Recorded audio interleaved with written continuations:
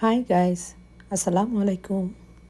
আজ তৈরি করেছিলাম জানি কি সকলের কাছে পপুলার এবং ফ্লেভারফুল একটা থাই ডিশ, যার নাম হলো থাই কোকোনাট চিকেন কারি। আশা করছি সকলের কাছে ভালো লাগবে। তাহলে চলুন শুরু করি।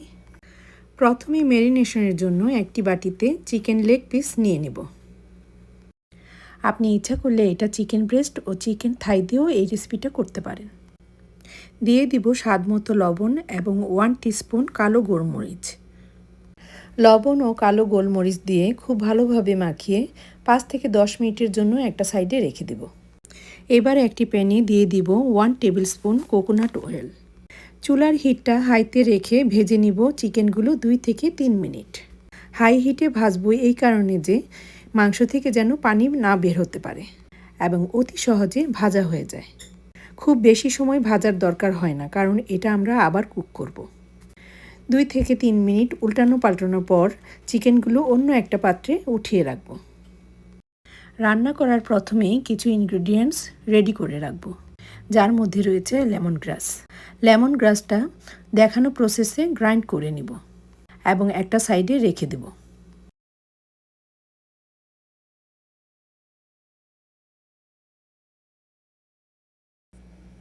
এবার নিয়ে নিব একটি লেমন।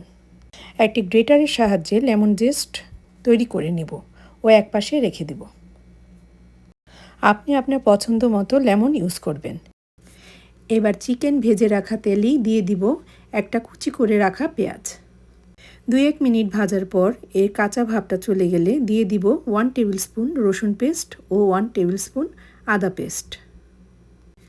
সেই সাথে দিয়ে দিব ব্লেন্ড করে রাখা লেমন গ্রাস ও লেমন জেস্ট, যা আমি 2 টেবিল স্পুন করে নিয়েছি। এবার সব কিছু 1 থেকে 2 মিনিট নাড়াচাড়া করে নেব এবং দিয়ে দিব 2 থেকে 3 টেবিল স্পুন টমেটো সস এবং দিয়ে দিব গোচুজাং সস 1 টেবিল স্পুন। এটা খুবই স্পাইসি একটা সস। যদি হাতের কাছে না থাকে তাহলে চিলি সসও ইউজ করতে পারেন। দিয়ে দিব 1 টেবিল স্পুন ধনিয়া গুঁড়া, সামান্য পরিমাণে হলুদ গুঁড়া এবং সামান্য পরিমাণে লাল মরিচের গুঁড়া। এবার সব কিছু খুব ভালোভাবে মিক্সড করে নেব। মিডিয়াম হিটে রেখে রান্নাটা করতে হবে 3 থেকে 4 মিনিট এবং অ্যাড করে দিব আগে থেকে ভেজে রাখা চিকেন। আবারও কিছুক্ষণ নেড়ে চেড়ে দিয়ে দিব 2-3 প্রকারের ক্যাপসিকাম। আপনার কাছে যে প্রকারের সবজি থাকবে তাই আপনি ইউজ করতে পারেন, যেমন গাজর, আলু, ব্রোকলি। কয়েক কালারের সবজি ইউজ করলে চিকেন কারিটা দেখতে কালারফুল লাগে। আবারও 2-1 মিনিট নাড়াচাড়া করে দিয়ে দিব কোকোনাট মিল্ক। দিয়ে দিব 2 টেবিল স্পুন সয়া সস এবং একটা লেবুর অর্ধেকটা জুস করে দিয়েছি। এই পর্যায়ে চুলার হিটটা হাইতে রেখে রান্না করতে হবে এবং ঢাকনা দিয়ে অপেক্ষা করব 10 মিনিট। আর 10 মিনিট পরেই তৈরি হয়ে যাবে খুবই মজাদার এবং দারুণ স্বাদের থাই কোকোনাট চিকেন কারি। এর লুকটা যেমন সুন্দর ছিল তেমন ছিল টেস্টি। একবার হলেও তৈরি করুন এই থাই কোকোনাট চিকেন কারি রেসিপিটি এবং পরিবারের সাথে শেয়ার ও এনজয় করুন। আশা করছি আপনাদেরও ভালো লাগবে।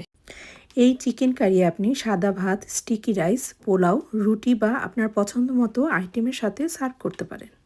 ভালো থাকুন, সুস্থ থাকুন। আল্লাহ হাফেজ।